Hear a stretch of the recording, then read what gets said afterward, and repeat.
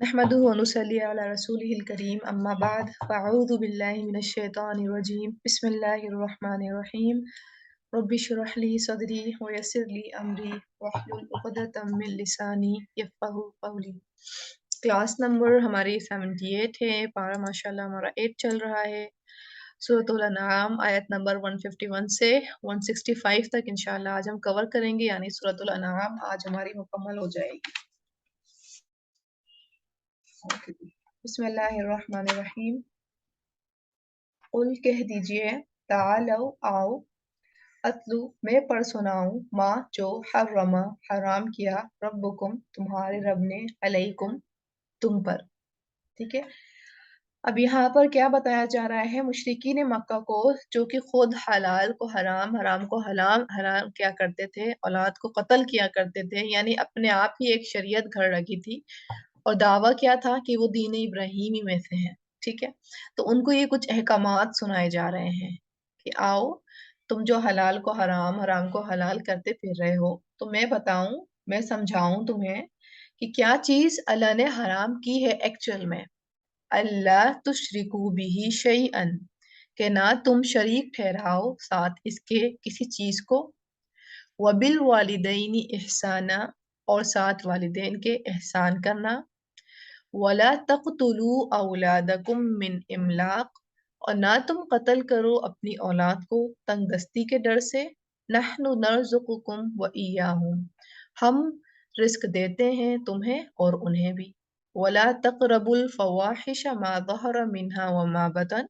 और ना तुम करीब जाओ बेहयाई के कामों के जो जाहिर हों उनमें से और जो छुपे हुए हों, वला तक़तुलुन नफ्सल्लती हर्रमल्लाहु इल्ला बिलहक़, और ना तुम कत्ल करो उस जान को वो जो हराम की अल्लाह ने मगर साथ हक के। यानी यहाँ पर आप सल्लल्लाहु अलैहि वसल्लम जो एक्चुअल में हराम शुदा चीजें हैं उनको आप सल्लल्लाहु अलैहि वसल्लम उनके सामने बता रहे हैं कि तुम जो अपने आप से बहुत सारी चीजों को हलाल और बहुत सारी चीजों को हराम कर रहे हो और औलाद को कत्ल कर रहे हो, तो एक्चुअल में अल्लाह ने हलाल या हराम किया क्या है कि नंबर एक, शिर्क नहीं करना, किसी सूरत में भी शिर्क नहीं करना। अगर इसकी बारीक बीनी से हम गौर करें, हम तो दावा यही करेंगे ना बहैसियत मुसलमान, हम शिर्क नहीं करते हैं और बहुत अच्छा गुमान है कि हम शिर्क नहीं करते हैं, लेकिन हमें ये भी पता है ना कि राई के बराबर भी अगर कोई शिर्क लेके जाएगा, तो इसी तरह है ना, राई के दाने के बराबर भी, तो नहीं किब्र का है मेरे ख्याल में, वो किब्र का है। ठीक है, अच्छा, अगर हम शिर्क अपनी लाइफ में गौर करेंगे तो हम बहुत से मामलात में शिर्क कर रहे होते हैं, यानी किसी बड़े से डरना, रोब, हाँ, लेकर आना अपने जिंदगी के अंदर, अपने दिल के अंदर, क्या रोब कि ये मेरा शायद कुछ गलत कर देगा या मुझे ये नुकसान दे देगा, हालांकि नुकसान और नफा देने वाला कौन है, अल्लाह की जात है। यहाँ भी हम शिर्क कर जाते हैं। ठीक है, किसी से डर जाना ये सोच करके कि नफा नुकसान का मालिक ये है, शायद ये मेरी जॉब ले लेगा या ये मेरा ये कुछ नुकसान कर देगा, मेरी बात आगे बता देगा, तो ये हमारा शिर्क है। एक तो है एहतराम आप कर रहे हैं और एक है डर रहे हैं। ठीक है, दोनों मुख्तलिफ चीजें हैं, यहाँ पर आपका शिर्क आ जाता है। और इसी तरह किसी से तवक्कुआत रख लेना कि ये ही मेरी मदद कर सकता है, यानी अल्लाह से जो तवक्कुआत वाबस्ता की जा सकती थी कि अल्लाह मेरा मददगार है, अल्लाह मेरे कामों को करने वाला है, उसके बजाय किसी इंसान से तवक्को रख लेना, ये भी शिर्क की कैटेगरी में आ जाता है। ठीक है, ये वो वाले शिर्क हैं जो चुपके से हमारे अंदर, दिल के अंदर बैठे हुए हैं और हमें बज़ाहिर इनको शिर्क नहीं समझते हम। किसी से हम हेल्प ले सकते हैं, बिल्कुल जायज़ है, किसी को हम वसीला बना सकते हैं, बिल्कुल जायज़ है, लेकिन उसके ऊपर हम इन्हिसार नहीं कर सकते, उसके ऊपर हम बिल्कुल एतमाद नहीं कर सकते कि अगर ये ही मदद करेगा तो होगी और अगर इसने ही हाथ उठा लिए तो नहीं होगी। तो इस तरह नहीं है, अल्लाह ताला अगर इसको असबाब बनाएंगे तो इसके जरिए मदद हो जाएगी, अल्लाह ताला ने अगर इसको असबाब नहीं बनाने तो किसी और के जरिए हो जाएगी। ठीक है, फिर है वबिल वालिदैनी एहसाना, वालिदैन के साथ एहसान करना। अब ये एक मामूली सा वर्ड लगता है कि एहसान करना, लेकिन अगर हम गौर करें तो इसमें भी बारीक बीनी है। बहुत सी जगहों पर वालिदैन की खिदमत नहीं करना या उनके महसूसात को नहीं एक्नॉलेज करना, तो ये एहसान की कैटेगरी में नहीं आता है, वो हर्ट कर जाते हैं। तो बहुत हसास होते हैं वालिदैन, जितनी जितनी उनकी उम्र बढ़ती जाती है उतने ज्यादा वो हसास होते जाते हैं। یعنی جتنی انہوں نے تکلیفیں اٹھائی ہوتی ہیں اپنی اولاد کے لیے، تو ان کی ایکسپیکٹیشنز جو ہوتی ہیں وہ ناجائز نہیں ہوتی ہیں اولاد سے، بالکل جائز ہوتے ہیں، کیونکہ انہوں نے بہت ساری تکلیفیں اٹھائی ہوتی ہیں، نیندیں قربان کی ہوتی ہیں، اپنا آرام، اپنا چین سب ختم کیا ہوتا ہے اپنی اولاد کے لیے، تو وہ اولاد سے بھی توقع رکھ رہے ہوتے ہیں کہ وہ بھی ان کا کچھ تو بھرم رکھے نا، تو جو کہ اب ہم اولادیں نہیں رکھ رہی ہیں بھرم، تو وہاں پر بھی پھر یہ والا فارمولا کام آتا ہے کہ ایک ہے نا آیات میں کہ اف بھی نہیں کہنا، ٹھیک ہے؟ تو اگر لگ رہی ہے سامنے سے بات کہ آپ کو پسند نہیں آئی، انہوں نے کچھ اس طرح سے ٹوک دیا، تو وہاں پر اف نہیں کہنا، یہ والا ورڈ یاد رکھنا ہے ہم نے کہ ہم نے اف نہیں کہنا، اف نہیں کہنا تو کیا مطلب ہم کر رہے ہیں وہاں پر احسان والا معاملہ کر رہے ہیں، کیونکہ اب جو ان کی ایج بڑھ چکی ہے تو وہ حساس زیادہ ہو چکے ہیں، ہمارے ہلکے سے بھی غلط لہجے سے ان کو ہرٹ ہو سکتے ہیں۔ وَلَا تَقْتُلُوا أَوْلَادَكُم مِّنْ إِمْلَاقٍ، نہ تم قتل کرو اپنی اولاد کو تنگ دستی کے ڈر سے، یہ سب سے بڑی میجر وجہ ہوتی ہے اپنی اولاد کو قتل کرنے کی، ٹھیک ہے؟ پچھلے دور میں یہ تھا کہ زندہ دبا دیا کرتے تھے، اور اب جو کہ ہم اب جدید دور میں ہیں، تو جدید دور میں کیا ہے کہ ابورٹ کرا دیا جاتا ہے، ٹھیک ہے؟ تو اسی کے صورت میں کہا جا رہا ہے کہ نہ تم قتل کرو اپنی اولاد کو تنگ دستی کی وجہ سے، کیوں؟ کیونکہ نحن نرزقکم وإیاہم، کیونکہ ہم رزق تمہیں بھی دیتے ہیں تو ان کو بھی دے دیں گے، یعنی تم یہ مت سمجھو کہ تم ہی وسیلہ ہو، یہ مت سمجھو، جب ہم اس اولاد کو بھیج رہے ہیں تو اس کا رزق بھی ساتھ میں اتار رہے ہیں، یعنی تمہاری کمائی میں برکت دے رہے ہیں یا اس میں اضافہ کر رہے ہیں، تو یہ مت سمجھو کہ تم اگر اس کو پالو گے یا اس کو کھلاؤ گے تو تمہارا کم ہو جائے گا یا تم افورڈ نہیں کر سکتے، تو اس وجہ سے تو قطعی طور پر قتل نہیں کرو، اور اب کیونکہ ہم جدید دنیا میں رہتے ہیں تو اور جدید طریقے آ گئے ہیں، وجہیں آ گئی ہیں اولاد کو قتل کرنے کی، پہلے سے ہی الٹرا ساؤنڈ میں چیک کر لیا جاتا ہے کہ اولاد مکمل ہے کہ نہیں ہے، اور پھر ہم خدا بنتے ہیں، اب یہاں پر دیکھیں یہ اور شرک آ جاتا ہے، پھر ہم خدا بنتے ہیں، ہم ڈیسائیڈ کرتے ہیں کہ اب اس اولاد کو باہر لے کے آنا ہے کہ نہیں آنا ہے، اور پھر اس کو ہم ابورٹ کروا دیتے ہیں کہ بھائی یہ مکمل نہیں ہے، اس کا کوئی ہاتھ نہیں بڑھا یا اس کا کوئی پیر نہیں بڑھا یا کوئی یہ ذہنی طور پر ٹھیک نہیں ہے، تو ہم وہاں سوچتے ہیں کہ اس کا کیا بنے گا دنیا میں آ کے، ہم یہ نہیں سوچتے کہ اللہ تعالیٰ اگر اس اولاد کو دیکھ کر ہماری کچھ ٹیسٹ کرنا چاہ رہے ہیں، ہمیں آزمائش میں مبتلا کرنا چاہ رہے ہیں، تو یہ اللہ کا ڈیسیجن ہے نا، ہمارا ڈیسیجن نہیں ہے، ہم کس طرح اس آزمائش سے اپنے آپ کو نکالیں گے، مطلب یہ والا فارمولا اپنا کر کے آزمائش سے نکالیں گے اپنے آپ کو کہ خود مالک بن جائیں گے اس کے، کہ خود ہی ڈیسائیڈ کرنے لگ جائیں گے کہ نہیں یہ چیز تو غلط ہے اور یہ نہیں ہونی چاہیے، تو یہ بالکل ایک قتل کی فارم میں آ جاتا ہے، اور یہ بھی بہت خطرناک جرم ہے، تو مطلب وہی آ گئی بات کہ صرف اب رسک کی بات نہیں ہے،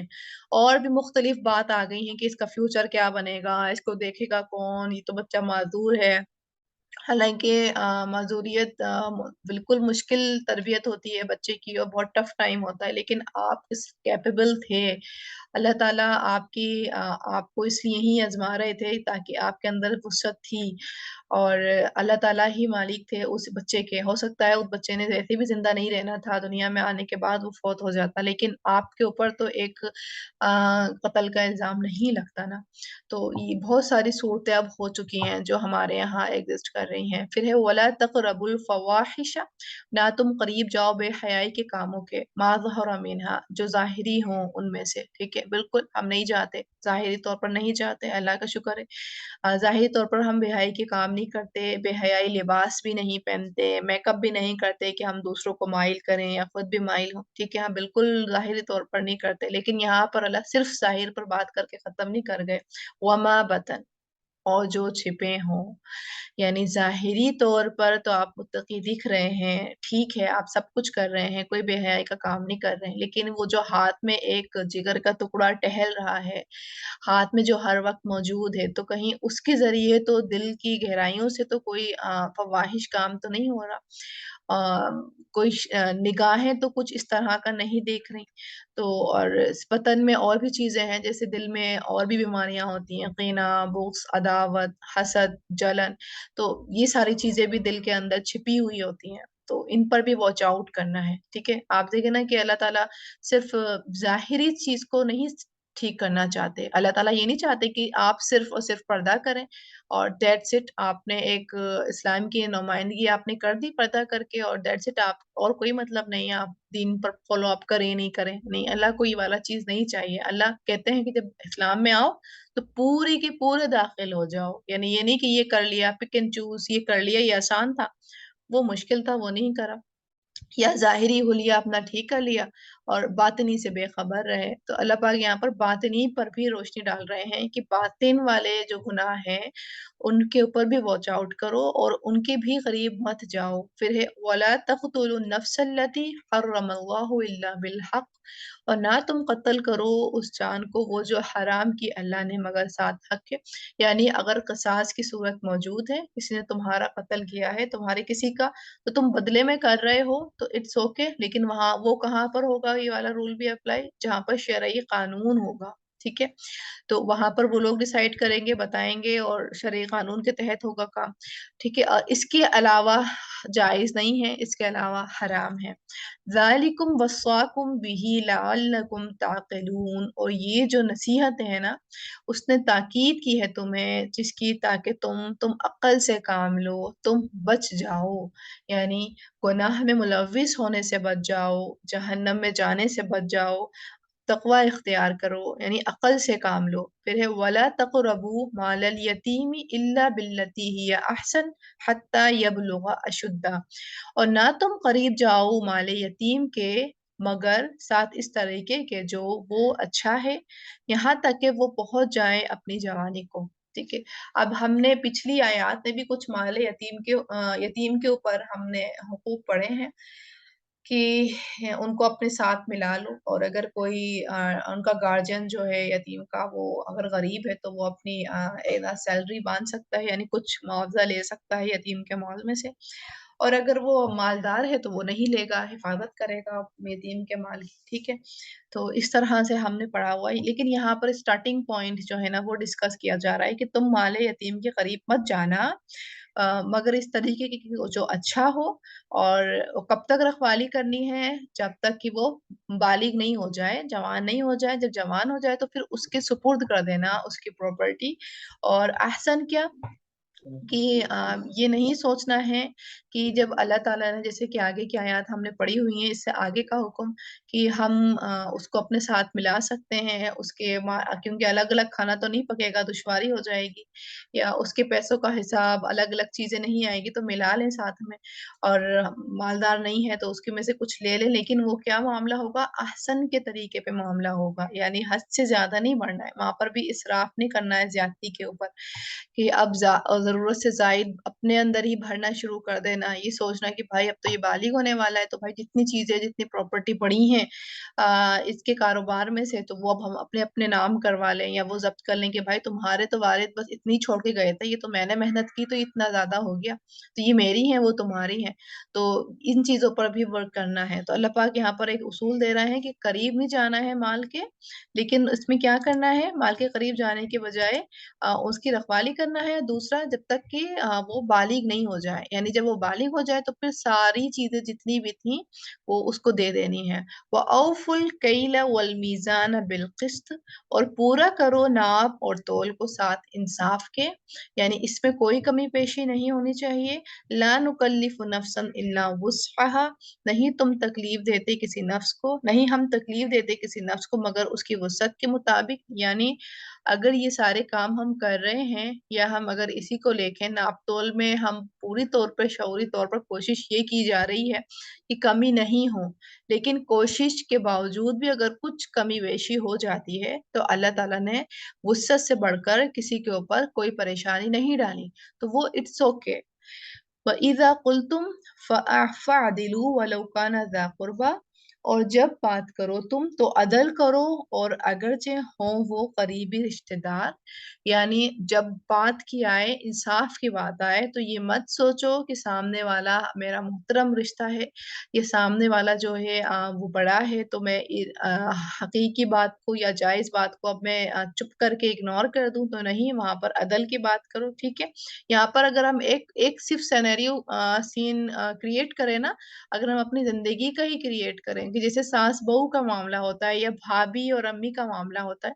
तो ज्यादातर बेटियां जो हैं खामोश रहती हैं। बज़ाहिर उनको लग रहा होता है कि यहाँ पर हमारी भाभी के साथ ज्यादती हुई है, लेकिन क्यों चुप रहती हैं वो कि भाई सामने अम्मी मौजूद है, वो हमसे उनका बुखार, भाभी का बुखार हमारे ऊपर उतरना शुरू हो जाएगा। तो बिल्कुल भी यहाँ पर ये नहीं कह रहे हैं अल्लाह ताला कि बदलिहाज होते हुए, ठीक है, ज़ा कुर्बा की बात हो रही है, करीबी रिश्तेदार वो करीबी होती है हमारी, यहाँ पर बदलिहाज नहीं होना है। बदलिहाज तो किसी भी सूरत में किसी से भी बात करते टाइम नहीं होना है, यानी अदल की बात करनी है, लेकिन हुस्न हुस्न तरीके से, यानी अदल की बात करनी है, बहुत अच्छे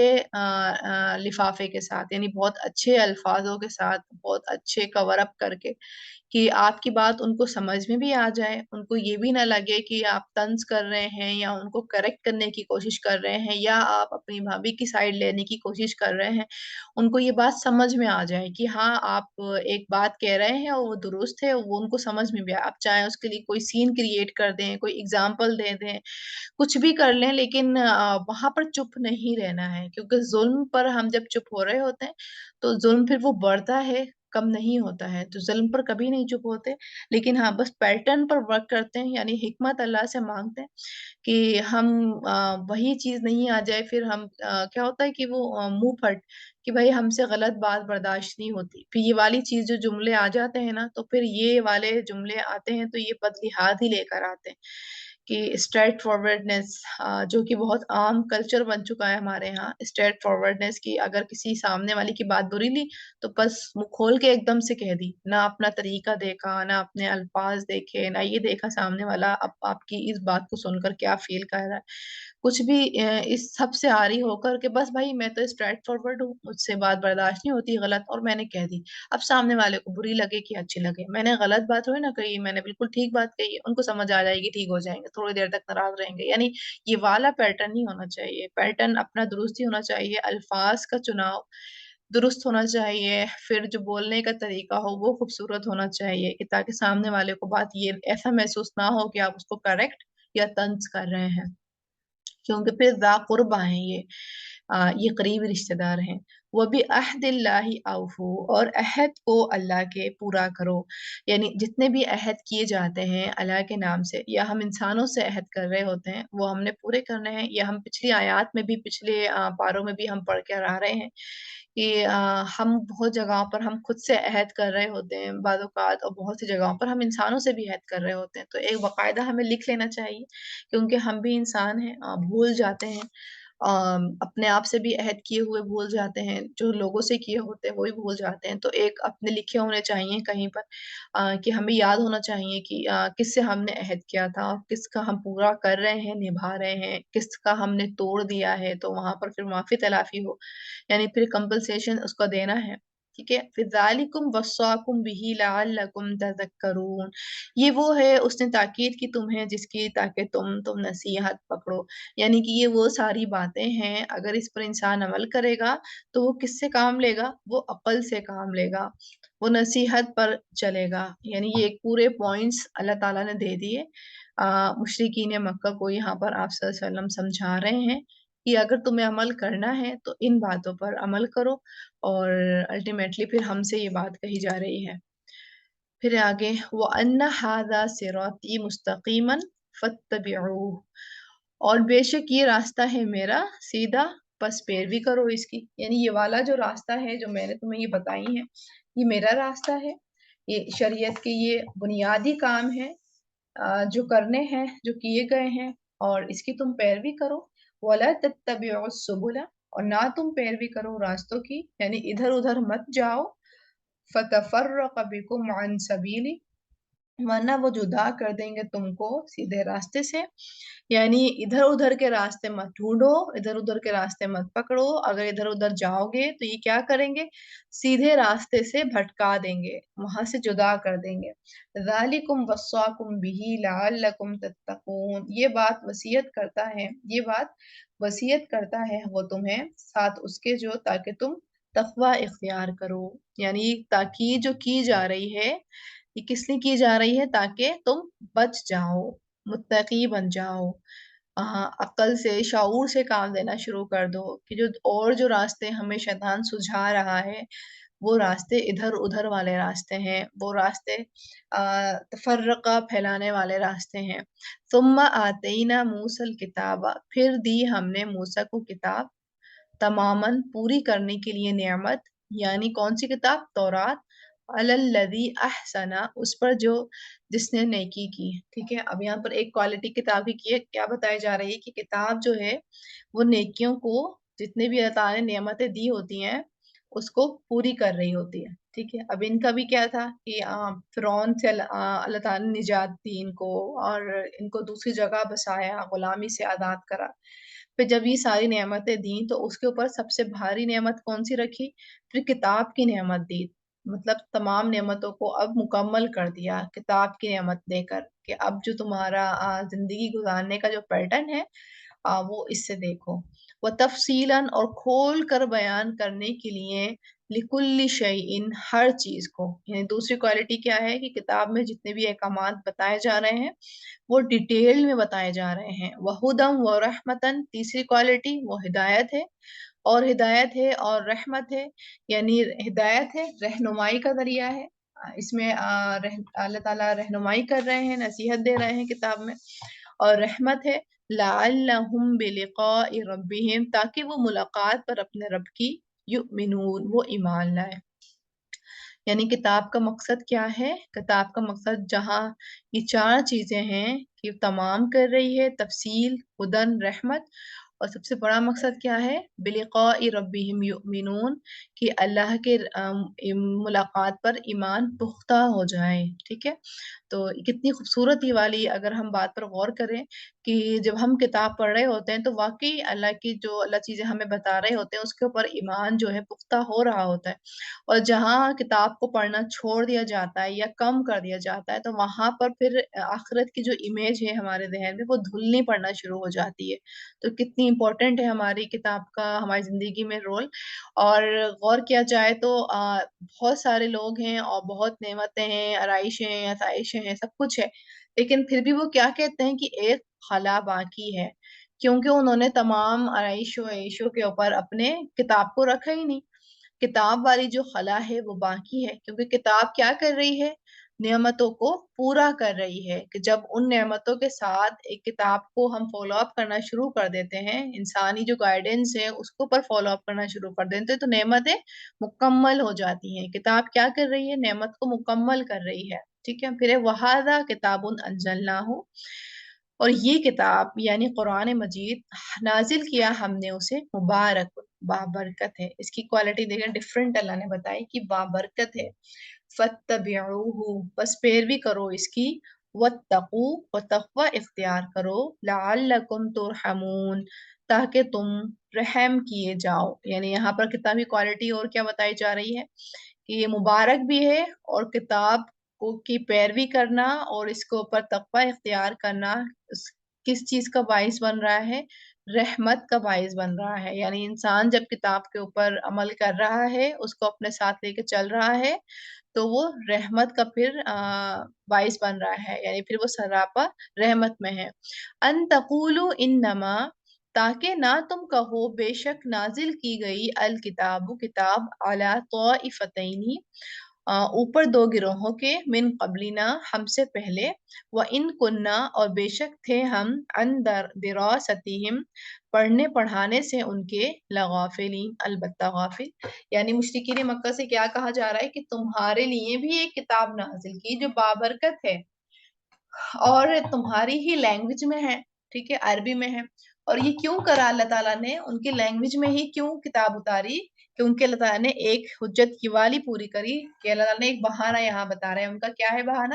کہ وہ یہ نہیں کہیں کہ جو دو گروہ یعنی یہود و نصارہ کے اوپر جو کتاب نازل کی گئی تھی تو وہ تو مختلف لینگویجز میں تھی، اور یہاں تک کہ ان کی لینگویج تو خیر ختم بھی ہو گئی تھی، وہ لینگویج تو اب کوئی بول بھی نہیں رہا تھا، یا یہ کہ بھائی اب جب ہمیں وہ لینگویج پتہ ہی نہیں ہے تو ہم غافل ہیں، یا ہم دنیا کی اپنی مصروفیت میں اتنے، دنیا کے کاموں میں اتنے زیادہ مصروف ہیں کہ ہمارے پاس وقت ہی نہیں ہے اس لینگویج کو ہم سیکھیں اور پھر جانیں، پھر ہم کتاب سے رہنمائی لیں۔ تو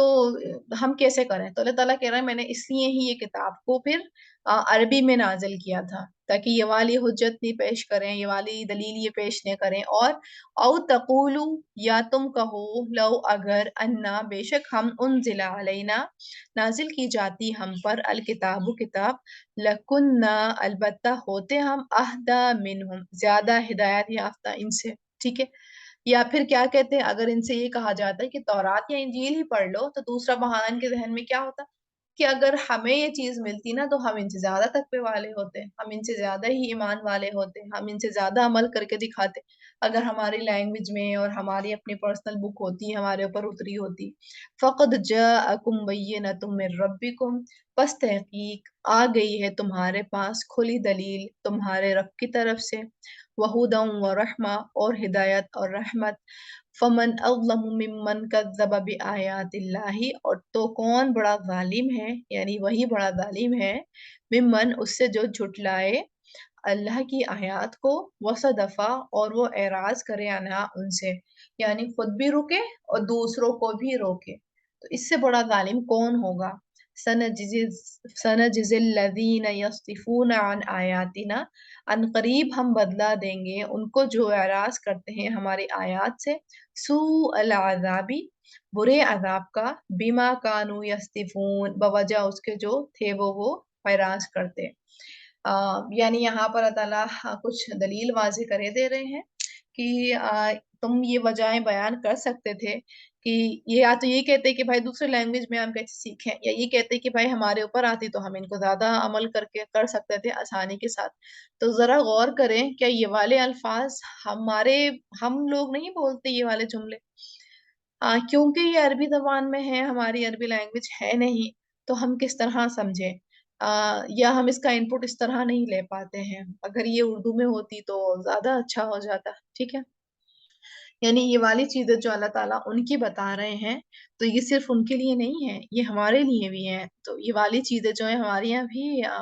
کر رہی ہیں فالو اپ۔ اچھا، اگر غور کیا جائے تو عربی لینگویج مشکل نہیں ہے، کیوں نہیں ہے مشکل؟ کیونکہ یہ کلام الہی کی لینگویج ہے، اس پر جب بندہ سیکھنے کے لیے بیٹھتا ہے تو آٹومیٹکلی اس کو محبت تو ہے ہی اس لینگویج سے، قرآن کی وجہ سے، ہر مسلمان کو محبت ہے اور ہونی چاہیے، ہر مسلمان کو تمنا ہے کہ عربی لینگویج آئے اور آنی چاہیے، یعنی سب سے بڑا افضل کام ہمارے پر یہی ہے کہ ہم عربی لینگویج کو سیکھیں۔ کیوں سیکھیں؟ کیونکہ بھائی ہمارے اللہ کا جو اللہ نے کلام بھیجا ہے، اللہ نے جو باتیں، اللہ کی جو باتیں ہیں وہ عربی میں آئی ہیں، تو جب میں اللہ سے محبت کرنے کا دعویٰ کرتی ہوں کہ میں اللہ سے محبت کرتی ہوں، تو اپنے محبوب کی تو پھر ہر چیز ہی ہمیں پسند ہوتی ہے۔ جب میں کسی سے دعویٰ کرتی ہوں کہ میں آپ سے محبت کرتی ہوں، تو پھر ہم اپنے محبوب کی چیزوں میں ڈھلتے ہیں نا۔ جب ہم اپنے شوہر سے دعویٰ کرتے ہیں کہ ہم آپ سے محبت کرتے ہیں، تو ہم ان کے لیے پھر اپنے آپ کو مولڈ کرتے ہیں نا، ہم ان کی ہر اچھی بری عادات کو ہم مولڈ میں لے کر آتے ہیں نا، ہم ہر ان کے اکارڈنگلی اکارڈنگلی ہم ڈھلنے کی کوشش کرتے ہیں، یعنی محبوب کی ہر چیز کے اوپر ہم اپلائی کرنا چاہتے ہیں۔ تو اسی طرح جب ہم دعویٰ کرتے ہیں کہ ہم اللہ سے محبت کرتے ہیں، تو ظاہر سی بات ہے پھر محبوب کی ہر چیز ہمیں پسند ہے۔ محبوب نے جو نبی چوز کیا ہمیں وہ بہت پسند ہے اللہ کے خاطر، محبوب نے جو قرآن نازل کیا تو ہمیں قرآن پسند ہے، محبوب نے اگر عربی لینگویج پسند کی ہے تو ہمیں پھر عربی لینگویج پسند ہے۔ تو ہمیں پسند کیوں ہے عربی لینگویج؟ اللہ کی وجہ سے، قرآن کی وجہ سے۔ تو جب ہمیں پسند ہے تو پھر ہمارے دل میں یہ ارادہ ہے کہ ہمیں عربک لینگویج آئے، اور جب ہمیں عربک لینگویج ہم سیکھنے کے لیے بیٹھیں گے تو خود ہی اللہ تعالیٰ اس کو آسان کر دیتے ہیں، بہت آسان ہے، مشکل بالکل بھی نہیں ہے۔ جب بندہ سیکھنے کی کوشش کرتا ہے تو اس کو پھر بات سمجھ میں آنا شروع ہو جاتی ہے۔ تو یہاں پر یہی بات کی جا رہی ہے کہ تم لوگ یہ نہیں کہنا شروع، اسی لیے اللہ تعالیٰ نے انہی کے لینگویج میں عربی لینگویج میں یہ قرآن نازل کر دیا، تاکہ یہ والی پھر یہ باتیں کر کر کے نا اپنے آپ کو سیٹسفائیڈ نہیں کریں، ان کو یہ بات سمجھ میں آ جائیں کہ یہ جو دلیلیں پیش کر رہے ہیں یہ غلط ہے، ٹھیک ہے؟ تو اس چیز پر ہم نے بھی پھر غور کرنا ہے کہ ہم کہاں کھڑے ہیں، اور جیسے کہ اللہ تعالیٰ کہہ رہے ہیں فَمَنْ أَظْلَمُ مِمَّنْ كَذَّبَ بِآيَاتِ اللَّهِ وَصَدَفَ عَنْهَا، تو جو جھٹلائے اللہ کی آیات کو اور جو روکے اعراض کرے، جھٹلانا لٹرلی معنوں میں تو وہی ہے سامنے سے کیا، یہ تو جھٹلاتے ہی تھے پورے قرآن کو، لیکن ہم اپنے لائف میں غور کریں تو ہم بظاہر نہیں جھٹلاتے کیونکہ ہمیں بہت عقیدت ہوتی ہے قرآن سے، لیکن ہم اس کے احکاموں کو یعنی حکم کو عمل میں نہیں لا کر لاشعوری طور پر جھٹلانے کا ہی کام کر رہے ہوتے ہیں، ہم وہ جھٹلانے والی ہی کیٹیگری آ رہی ہوتی ہے، ٹھیک ہے؟ تو اس چیز پر پھر تھوڑا سا دیکھنا ہے۔ پھر ہے آگے هل ينظرون الا ان تأتيهم الملائکۃ، نہیں وہ انتظار کرتے مگر یہ کہ آئے ان کے پاس فرشتے، یعنی کب ایمان لاؤگے؟ اتنی ساری تمہیں دلیلیں دے دی گئیں، اتنی ساری تمہیں باتیں بتا دی گئیں، ابھی تک تم ایمان نہیں لائے، تو اور کب لاؤ گے؟ کیا تم اس چیز کا انتظار کر رہے کہ کوئی فرشتہ آئے تمہارے پاس؟ او یاتی ربک، یا آ جائے رب آپ کا، او یاتی بعض آیات ربک، یا آ جائے بعض نشانیاں آپ کے رب کی، یعنی یہ کب ہوگا؟ یہ قیامت کے دن ہوگا نا، کہ فرشتے پہ در پہ فرشتے آئیں گے، صف در صف رب آئے گا، اور وہ قیامت کی نشانیاں آ رہی ہوں گی، ٹھیک ہے؟ قیامت سے پہلے قیامت کی نشانیاں واضح ہو رہی ہوں گی، تو کیا یہ ان چیزوں کا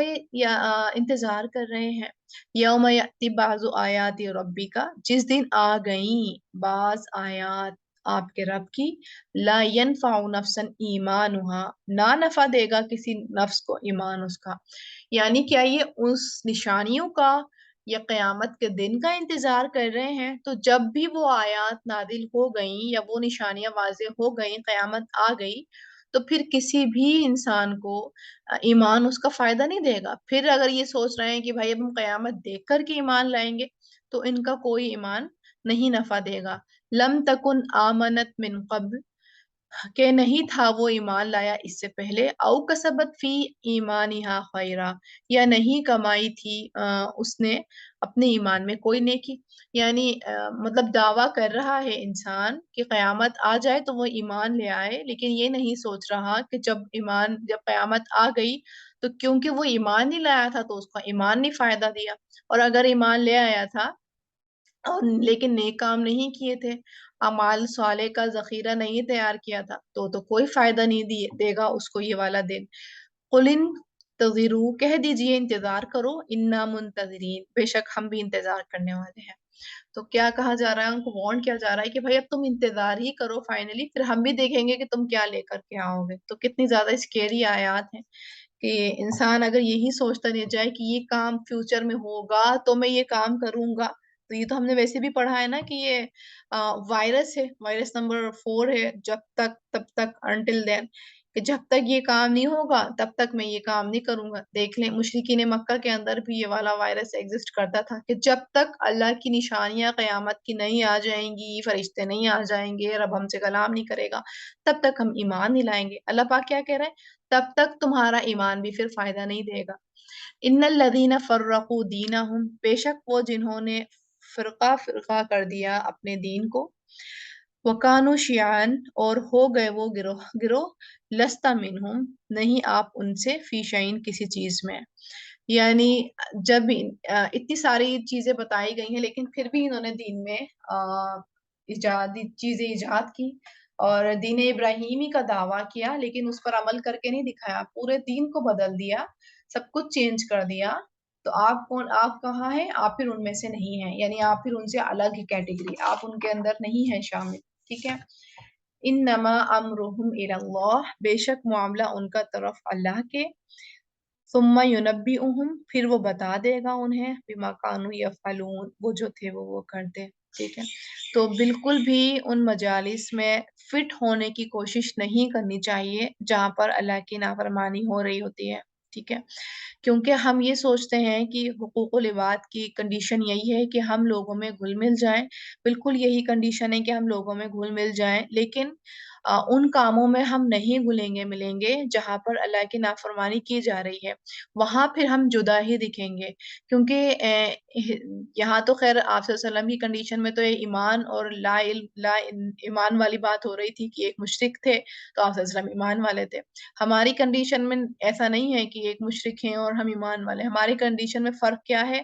کہ وہ ہدایت پر عمل نہیں کر رہے ہیں اور ہم ٹوٹی پھوٹی ہدایت پر عمل کر رہے ہیں، ٹوٹا پھوٹا عمل کر رہے ہیں ہدایت پر۔ تو بالکل بھی ان چیزوں میں فٹ ہونے کی نہیں کوشش کرنی جہاں پر یہ واضح ہو رہا ہے کہ وہ ہدایت پر عمل نہیں کر رہے ہیں، یعنی وہ الٹیمیٹلی اللہ کی نافرمانی کر رہے ہیں، تو ان جگہوں پر پھر فٹ نہیں ہونے کی کوشش کرنی، وہاں سے پھر جدا ہی ہونے میں بہتری ہے۔ اللہ تعالیٰ کہہ رہے ہیں نا کہ آپ پھر ان میں سے نہیں ہیں، آپ ان میں سے اپنے آپ کو مت شامل کریں، آپ ان میں سے نہیں ہیں۔ پھر ٹھیک ہے، من جاء بالحسنتی، جو کوئی لایا نیکی کو، فلہ عشر امثالہا، تو اس کے لیے ہیں 10 ہیں مثال اس کے۔ ومن جاء بالسیئۃ، اور جو کوئی لایا برائی کو، فلا یجزا الا مثلہا، تو نہ وہ بدلہ دیا جائے گا مگر مانند اسی کے، وہم لا یظلمون، اور وہ نہ ظلم کیے جائیں گے۔ یعنی اللہ کی کتنی بڑی یہ محبت کا دیکھیں طریقہ ہے، یہاں سے اللہ کی محبت دکھ رہی، کتنا زیادہ وہ محبت اپنے بندوں سے کرتا ہے کہ بندہ تو صرف ایک نیکی کر رہا ہے، یعنی وہ قرآن کا صرف ایک حرف پڑھ رہا ہے، اس کو 10 نیکیاں مل رہی ہیں، لیکن ہاں جب وہ گناہ کر رہا ہے تو ایک گناہ کے بدلے میں ایک گناہ، یعنی وہاں پر اللہ تعالیٰ یہ نہیں کہہ رہے ہیں کہ ایک گناہ کے بدلے میں 10 گناہ لکھے جائیں گے، نہیں، وہاں اللہ پاک کیا کہہ رہے ہیں کہ وہاں ظلم نہیں کیا جائے گا، یعنی وہ چیز اللہ تعالیٰ ظلم میں شمار کر رہے ہیں کہ وہ تو بھائی ظلم ہو جائے گا کہ ایک گناہ کے بدلے میں 10 گناہ، وہاں پر تو صرف اتنا ملے گا جتنا تم نے کیا، لیکن ہاں نیکیاں جو ہیں تم نے کی تو وہ بہت زیادہ ملیں گی، یعنی آپ سوچیں کہ 10 گنا زیادہ ملیں گی، یا ہم پچھلی آیات میں والی بالی والی یاد ہے نا کہ ایک بالی میں 700 بالیاں، تو ثواب تو جو ہے پھر اس حد تک جا رہا ہے، یعنی کتنا انگنت ثواب جا رہا ہے کہ ہمیں نہیں معلوم، جیسے روزوں کا ثواب ہے، اللہ تعالیٰ نے بتایا نہیں کتنا، اللہ نے کیا کہا کہ وہ میں خود دوں گا اس کی جزا، یعنی وہ ثواب روزے کا تو وہاں جا کے پتہ چلے گا کتنا جھولی میں ہمارے بھرا۔ قل اننی ہدانی، کہہ دیجئے بے شک میں ہدایت دی مجھے ربی، میرے رب نے، الی صراط مستقیم، طرف سیدھے راستے کی، یعنی میری جو رہنمائی کی اللہ تعالیٰ نے صراط مستقیم کی طرف کری، اور وہ کون سا راستہ تھا جس پر آپ صلی اللہ علیہ وسلم فالو کر رہے تھے، دینن قیمن، دینن قیمن، دین درست کی، ملت ابراہیم حنیفہ، جو ملت ابراہیم کی جو یکسو تھا، یعنی یہ دعویٰ کرتے تھے دین ابراہیمی کا، لیکن اصل میں کون فالو کر رہا تھا دین ابراہیم کو؟ آپ صلی اللہ علیہ وسلم۔ وما کان من المشرکین، اور نہ تھا وہ مشرکین میں سے، یعنی دین ابراہیمی میں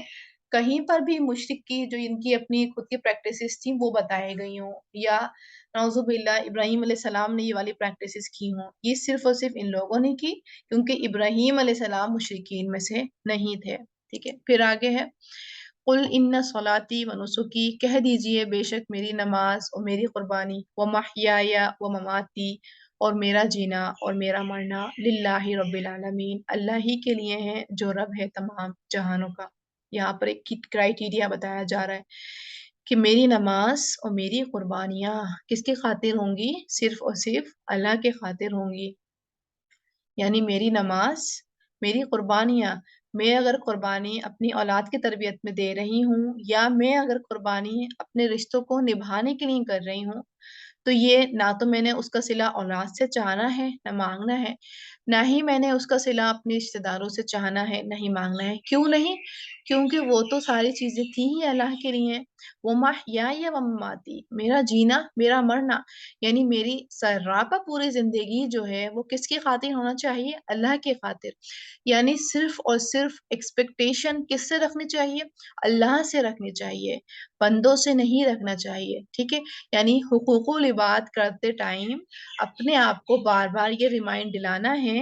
کہ جب میں یہ والا فریضہ ادا کر رہی ہوں، کیونکہ یہ کس نے حکم دیا ہے ان کو نبھانے کا؟ اللہ تعالیٰ نے، لیکن الٹ وار یعنی اس کا میں بدل نہیں امیجن کروں گی، میں ان سے ایکسپیکٹ نہیں کروں گی کہ اگر میں نے ان کو یہ گفٹ دیا ہے تو وہ مجھے اس سے عمدہ یا اتنا ہی گفٹ دے دیں، یا اگر میں نے ان کے سامنے 2 2 3 3 4 4 رنگ کے پکوان رکھے ہیں تو میں بھی ان کے جاؤں تو یہ مجھ سے 2 2 3 3 4 4 یا 6 7 پکوان رکھ دیں۔ ٹھیک ہے، تو یعنی میں نے ان سے ایکسپیکٹیشن زیرو کر لینی ہے سب سے، اور کس سے صرف ایکسپیکٹیشن ہائی رکھنی ہے؟ اللہ سے۔ کون ہے اللہ؟ رب العالمین، لا شریک اللہ، نہیں کوئی شریک اس کا، وبذالک، اور اسی کا امرت، حکم دیا گیا ہوں میں، وانا اول المسلمین، اور میں سب سے پہلا ہوں مسلمانوں میں۔ قل اغیر اللہ،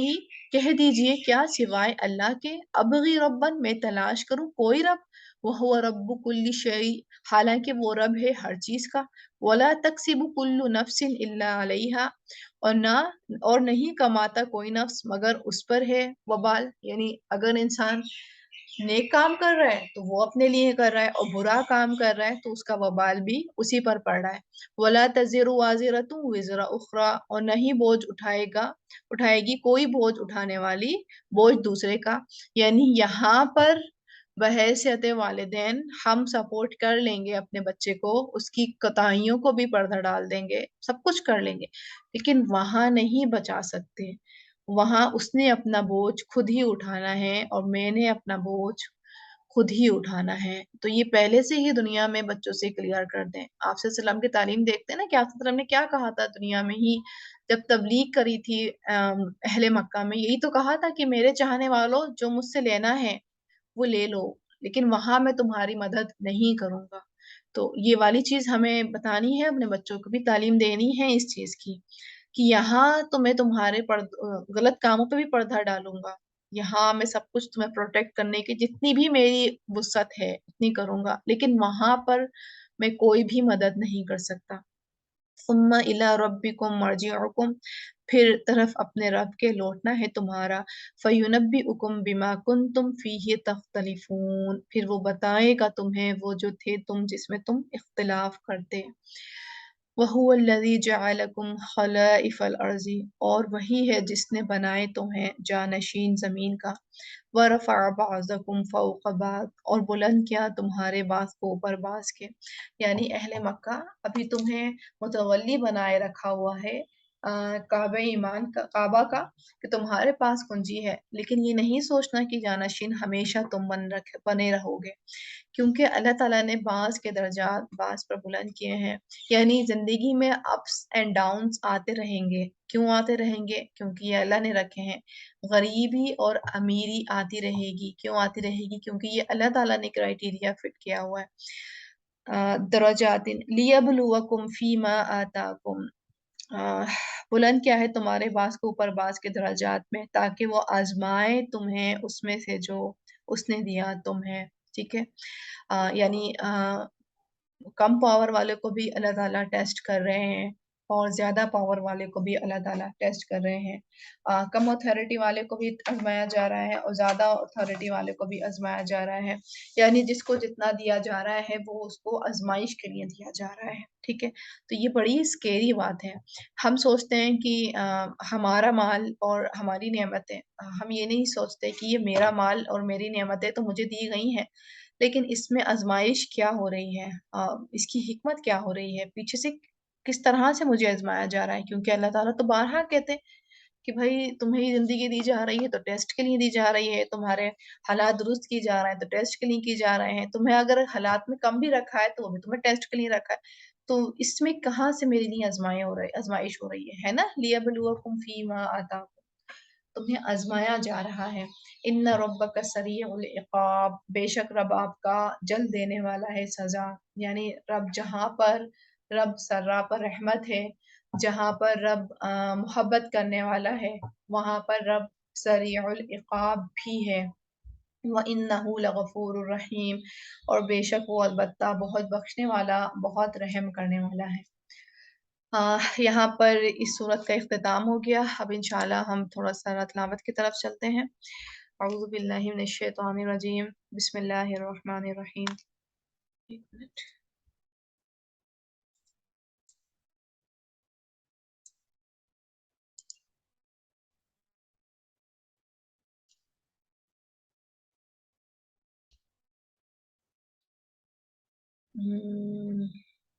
ایک منٹ بس۔ قل تعالوا أتل ما حرم ربكم عليكم ألا تشركوا به شيئا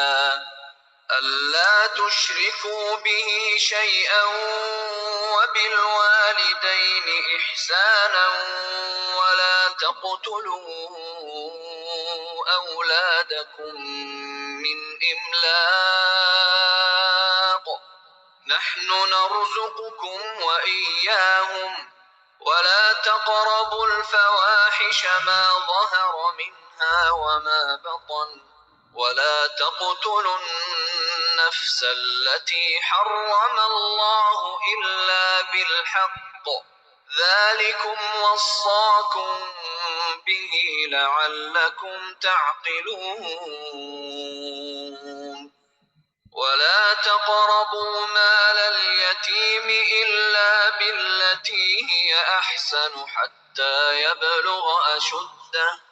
وأوفوا الكيل والميزان بالقسط لا نكلف نفسا إلا وسعها وإذا قلتم فاعدلوا ولو كان ذا قربى وبعهد الله أوفوا ذلكم وصاكم به لعلكم تذكرون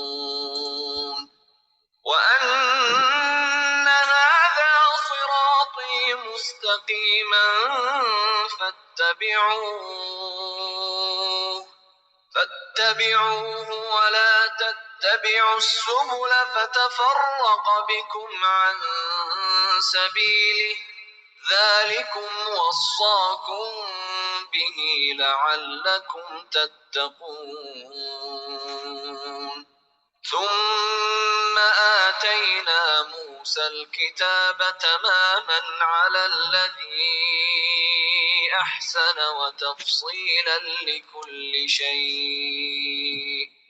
وتفصيلا لكل شيء وهدى ورحمة لعلهم بلقاء ربهم يؤمنون وهذا كتاب أنزلناه مبارك فاتبعوه واتقوا لعلكم ترحمون أن تقولوا إنما أنزل الكتاب على طائفتين من قبلنا وإن كنا عن دراستهم لغافلين أو تقولوا لو أنا أنزل علينا الكتاب لكنا أهدى منهم فقد جاءكم بينة من ربكم وهدى ورحمة فمن أظلم ممن كذب بآيات الله وصدف عنها سنجزي الذين يصدفون عن آياتنا سوء العذاب بما كانوا يصدفون هل ينظرون إلا أن تأتيهم الملائكة أو يأتي ربك أو يأتي بعض آيات ربك يوم يأتي بعض آيات ربك لا ينفع نفسا إيمانها لم تكن آمنت من قبل أو كسبت في إيمانها خيرا قل انتظروا إنا منتظرون إن الذين فرقوا دينهم وكانوا شيعا لست منهم في شيء إنما أمرهم إلى الله ثم ينبئهم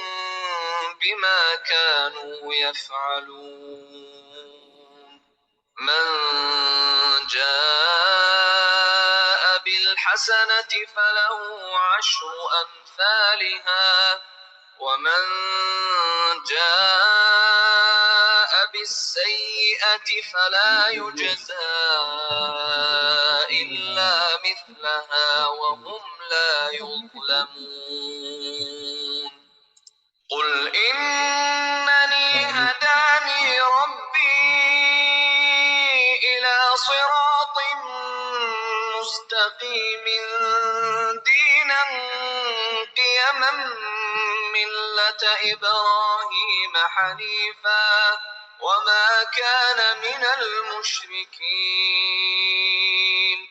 قل إن صلاتي ونسكي ومحياي ومماتي لله رب العالمين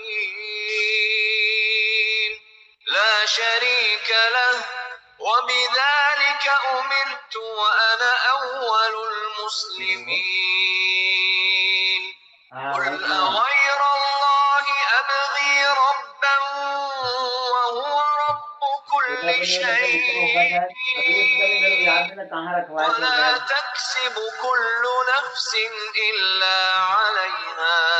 ولا تزر وازرة وزر أخرى ثم إلى ربكم مرجعكم فينبئكم بما كنتم